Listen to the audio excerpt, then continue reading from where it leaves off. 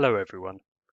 Today we will continue our prologue for the Modern European History course by learning about the situation of the great powers going into the pivotal year 1789. In this lecture we are examining the Habsburg monarchy, or Austria, as well as the Holy Roman Empire which the Habsburgs ruled. We'll begin by looking all the way back to the time of Charlemagne, or Karl the Great in German, who ruled in the late 8th century as King of the Franks. Charlemagne was a great warrior king who conquered most of today's France and Germany, as well as most of the countries in between. As a reward for protecting the Pope in Rome, he was crowned Emperor of the Romans in the year 800, a title that he did not actually want and which conflicted with the pre-existing Roman Empress who ruled from Constantinople. The lands of France and Germany were ruled by members of Charlemagne's dynasty before the death of Charles the Fat split East and West Francia forever.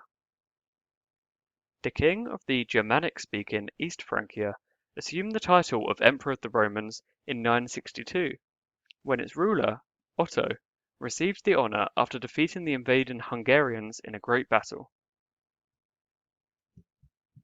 From that point onwards, the Roman Empire, or the Holy Roman Empire, as it would be known from the 12th century onwards, would be closely tied to German politics and German identity. Unlike its western neighbour, the Kingdom of France, the Holy Roman Empire never developed a strong centralised form of government stemming from one particular national capital. The land within the Holy Roman Empire was ruled by a series of lesser princes, kings, bishops, and mayors who were free to run their territories however they wished. An important reason for this was that the emperors did not inherit the throne from their fathers, but rather were chosen or elected by powerful princes in the empire known as electors.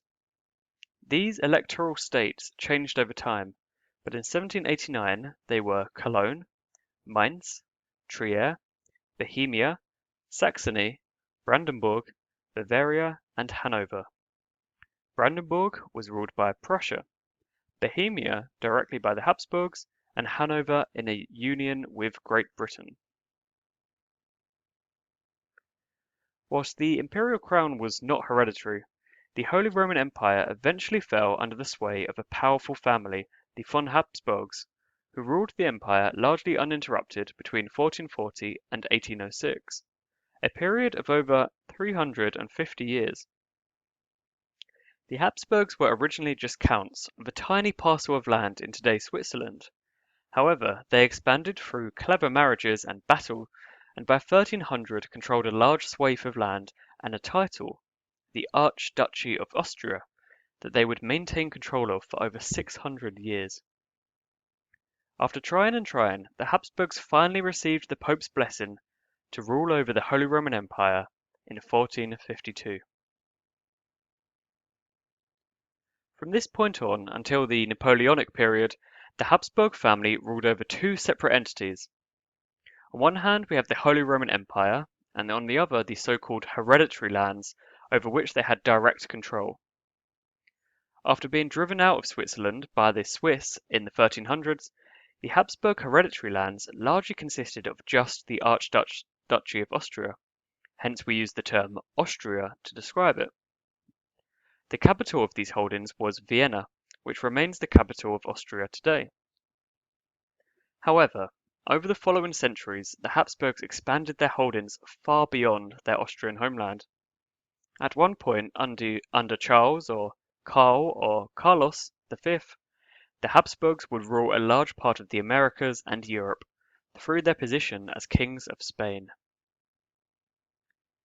Charles and his successors were unable to keep this giant empire together, and the family split between Austrian and Spanish Habsburgs. Both sides of the family were deeply religious, and remained loyal to the Pope following the Protestant Reformation. The 30 Years' War, 100 years after the Reformation, was caused by the attempts of the Habsburg Emperor to spread his control and the Catholic faith to the whole of Germany. The German princes, particularly the northern Protestants, resented this and thus fought back in one of the bloodiest wars of history. The destruction in the war was such that it caused a loss of population in Germany that took 200 years to recover from.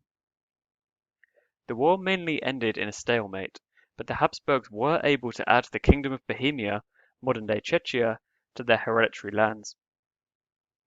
Germany itself became a battleground for the next century, a place in which the disputes of France and the Habsburgs would constantly be fought and settled.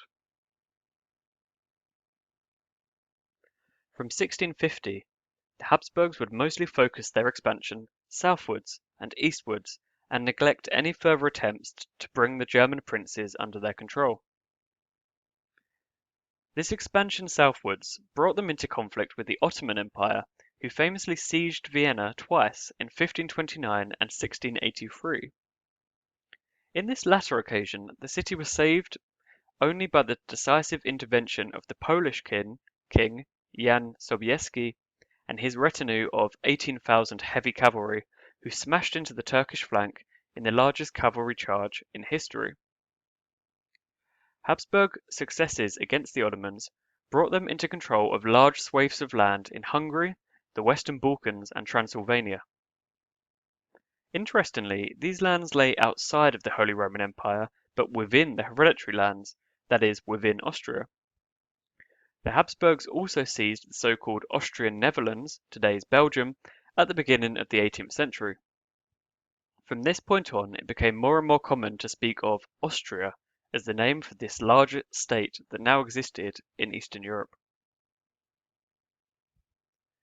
The Habsburg line eventually passed into the hands of a female leader, Maria Theresa. Maria's ascension to the leadership of Austria and her attempts to be crowned Empress of the Holy Roman Empire brought Europe into a war, the Austrian War of Succession. Following this war, Maria was able to become Empress, but she was forced to cede the province of Silesia to the Prussians, which began the 7 Years' War, in which the Habsburgs fought alongside their ancient enemy France, but were unable to achieve victory. In the course of her 40-year-long rule, Maria centralized the hereditary lands, helping to make them one cohesive unit, and expanded the size of the Habsburg army. She was also cajoled by Russia and Prussia in dividing up parts of Poland, a betrayal of the Siege of Vienna. Despite protesting that this division was unfair, Maria made sure that the Habsburgs received their fair share of the Polish spoils. The more she cried, wrote Frederick the Great, the more she took. Despite modernizing methods of state control along the principle of absolute monarchy, Maria Theresa was a conservative empress who opposed widespread reform. This led her into conflict with her son, Joseph, who wished to institute widespread reforms along the ideals of the Enlightenment. For this reason, Joseph's brand of absolutism has been referred to as enlightened monarchy. Joseph became Holy Roman Emperor following the death of his father, but was unable to institute the progressive policies he wanted in Austria due to the interference of his mother, who still lived. Finally, he was able to emerge from her shadow upon her death in 1780. Joseph's brand of progressive policies and enlightened reform has gone down in history as Josephism. The first major reform he instituted was the Edict of Toleration, which allowed Protestant and Orthodox Christians in Austria to practice the religion they wished and gave them full legal equality with the Catholics. Joseph was himself a committed Catholic, but resented the interference of the Pope in Habsburg affairs and wanted the Church in Austria to serve the state, similar to how the Orthodox Church served the wishes of the ruling Romanov dynasty in Russia. Joseph ordered that all the monasteries in the land had to serve their local communities, for example by growing crops on the land they owned. All monasteries who did not fulfill this requirement, a whole third of them, were closed down entirely. Joseph has been widely credited with removing serfdom from Austria. In November 1781, the emperor issued a decree allowing any peasant to move away from their village, to engage in any trade of their choosing, and to wed whoever they wished without asking permission of their lord. By 1785, these new freedoms applied across the empire, from relatively developed Bohemia to the extremely rural Hungarian lands, where nobles had traditionally enjoyed vast privileges.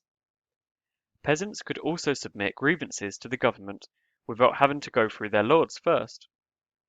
Joseph even introduced a progressive land tax and a limit on how many dues peasants owed their lords. The emperor lifted censorship, which had been strict during the rule of his mother. This move was welcomed by philosophers in Vienna and Prague, but Joseph instituted the policy more as a way of ensuring that his enemies in the church could be criticized, than as a way of allowing criticism of himself. Indeed, as criticism of the emperor did grow during the decade for a variety of reasons, censorship was reintroduced and the secret police was greatly expanded. The emperor's biggest quarrel was with the Hungarians, in a precursor to the battles that would rend the empire in the 19th century. As well as telling the Hungarian nobility to treat their serfs better, Joseph also demanded that they could no longer use Latin as the language of government in Hungarian areas of the empire, as it was outdated. He forbade the use of Hungarian as well, as the lands of the Kingdom of Hungary contained many non-Hungarian speakers, such as Croats.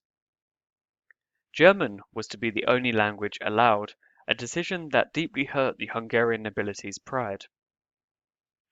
Also hurtful was the decision of Joseph not to be crowned in Hungary as King of the Hungarians in the way his precursors had been. He even took the Holy Hungarian crown back to Vienna with him. In the Austrian Netherlands, Joseph declared an end to the old constitution governing the area, declaring that it would instead be run directly from Vienna. This caused widespread outrage, and on the eve of 1789, the province was close to outright rebellion. As anger built in different parts of the empire, Joseph embarked on a foolish war against the Ottomans. Despite Austria having little to gain from such a war, Joseph fought in order to keep his ally, Catherine of Russia, on his side against the Prussians, whose influence he greatly feared. In 1788, the Austrian forces were caught out by a spontaneous Ottoman offensive and retreated in utter disarray. Going into 1789, it thus seemed that Joseph's entire system of reform was threatened, and that his empire was on the verge of splitting up entirely. Joseph's sister, Marie Antoinette, lived in the Versailles Palace in France. As revolution erupted, her demise would help in ensuring that the Habsburgs became one of the longest-lasting and most determined enemies of the French Republic. This put an end to all of the Josephine reforms and ushered in an age in which the name Habsburg would become associated with monarchical excess and reaction.